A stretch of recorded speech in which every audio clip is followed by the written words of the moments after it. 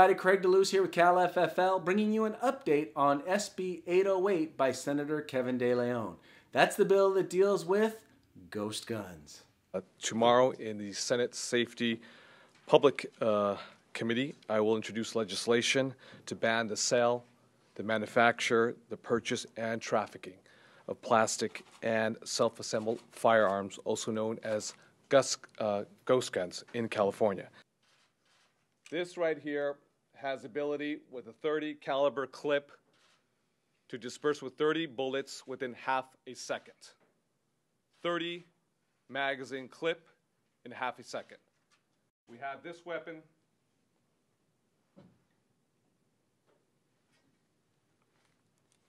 which is an automatic sniper weapon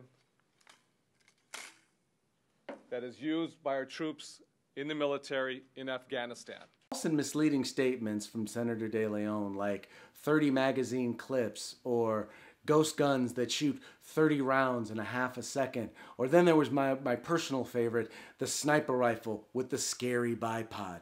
All of these made Senator De Leon an overnight YouTube sensation. Sam Paredes, representing gun owners of California.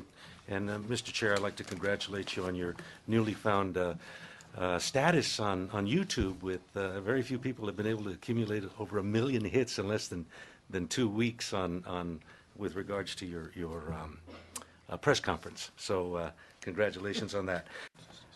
This is based on De Leon's falsely based and embarrassingly inaccurate description given during his January news conference addressing home-built firearms. Hopefully the senator got the message. At least maybe it looks like he did, since he decided not to actually present his bill today, and he waived presentation. Now, there were folks there who were speaking in opposition to the bill, presenting some very common sense objections to the measure. Yes, Mr. Chairman, members, thank you for this opportunity. Sean Doherty from Wild Horse Consulting on behalf of the California Association of Federal Firearms Licensees. But one of our major concerns is this bill calls for a retroactive serialization of all home-built weapons, firearms, back to 1968. We're talking tens of thousands, hundreds of thousands, perhaps millions of firearms that have been constructed at home since 1968. The bill doesn't set forth any type of outreach program notifying these lawfully possessing firearm owners that they now may be in violation of the law and potentially felons. Furthermore, from an appropriation standpoint, there's no funding for such a massive outreach program that would absolutely have to be necessary in order for this bill to be enforceable. Second, while the bill does call for the Department of Justice to set forth a program by which they would go about issuing serial numbers, it doesn't address what would happen should tens of thousands of hundreds of thousands of home-built firearms get presented to the Department of Justice within a very condensed time frame. Imagine the backlog and the overload that DOJ would have if hundreds of thousands of law-abiding California citizens come to them asking for serial numbers on their weapons dating back from 1968 to 2016.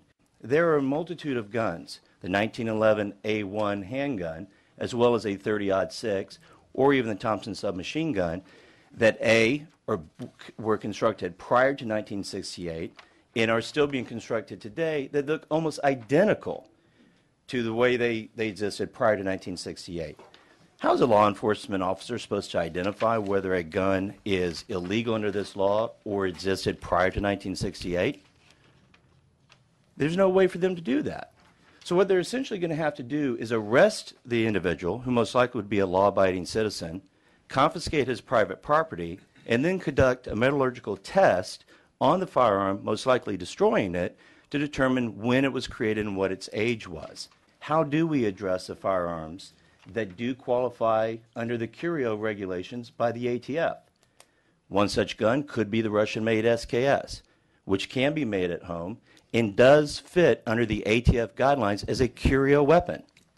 These weapons would be exempt from this bill. While we understand what Senator De Leon is trying to attempt with SB 808, unfortunately this measure falls very, very short of accomplishing the goals and creates a massive new program that is completely unfunded and would put law-abiding Californians in jeopardy of being convicted of a felony without even knowing that they're breaking the law. Now, while once again, all of those statements that seem to be pretty much common sense, the bill passed out of Senate Appropriations and is on its way to the Senate floor. So I want to encourage you to get online, go to demandrights.org, get your voice heard. Make sure your voice is heard. Also, go to CAL-FFL.org/join. If you're a CAL-FFL, if you're an individual, and you want to support our efforts to make sure that your rights are protected, get online and help us fight the fight. This is Craig DeLuz, once again from the CAL-FFL Newsroom. We'll be right back at you.